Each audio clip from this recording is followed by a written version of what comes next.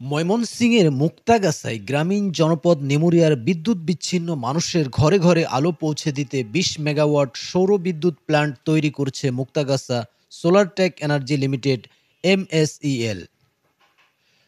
চলতি বছর জুন থেকে পল্লী বিদ্যুৎ সমিতিতে যোগ হবে এ সৌর বিদ্যুৎ।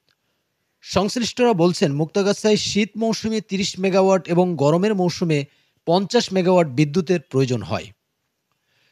পল্লী বিদ্যুৎ সমিতি উভয় মৌসুমে ৬০ থেকে ৭০% বিদ্যুতের চাহিদা পূরণ করতে পারে। এমএসইএল এর ২০ মেগাওয়াট সৌর বিদ্যুৎ পল্লী বিদ্যুৎ সমিতিতে যোগ হলে নিরবচ্ছিন্ন বিদ্যুৎ পাবে মুক্তাগাছাবাসী। ৩২০ কোটি টাকা ব্যয়ে নির্মিত এই প্রকল্পে বেশিরভাগ সহায়তা করছে এশীয় উন্নয়ন ব্যাংক এডিবি।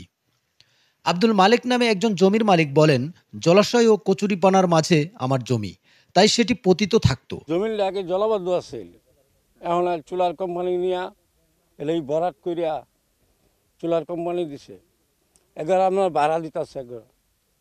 জুলসের কর্মকর্তা মোহাম্মদ মেহেদুল ইসলাম জানান, জমির মালিকদের কাছ থেকে বার্ষিক ভাড়ার ভিত্তিতে ২২ বছরের জন্য লিজ নিয়ে এই প্ল্যান্ট স্থাপন করা হচ্ছে। এই বছরের লিজে নিয়ে এই প্রজেক্টটা করতেছে।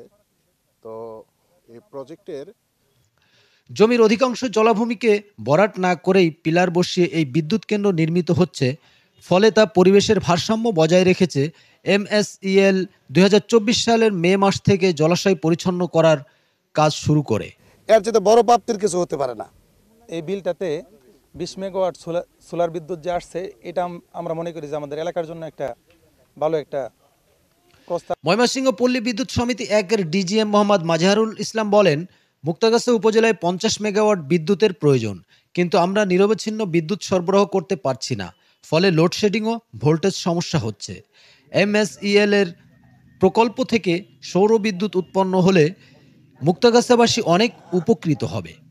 কলকারখানায় নিরবচ্ছিন্ন বিদ্যুৎ সরবরাহ নিশ্চিত হবে, যা এই এলাকার জনজীবনে অনেক বড় সহায়ক ভূমিকা রাখবে। করার পরে বা উদ্বৃত্ত যে বিদ্যুৎটা এটা ন্যাশনাল গ্রিডেই চলে যাবে, সুতরাং ন্যাশনাল গ্রিডের যে বিশাল একটা চাপ সারা দেশব্যাপী লোডশেডিং, এরকম পাওয়ার প্ল্যান্ট যদি আরও করে, এতে আমাদের আরও গ্রাহকের উপকার হবে। মোশাররফ করিম, ডেস্ক রিপোর্ট, মানবাধিকার খবর।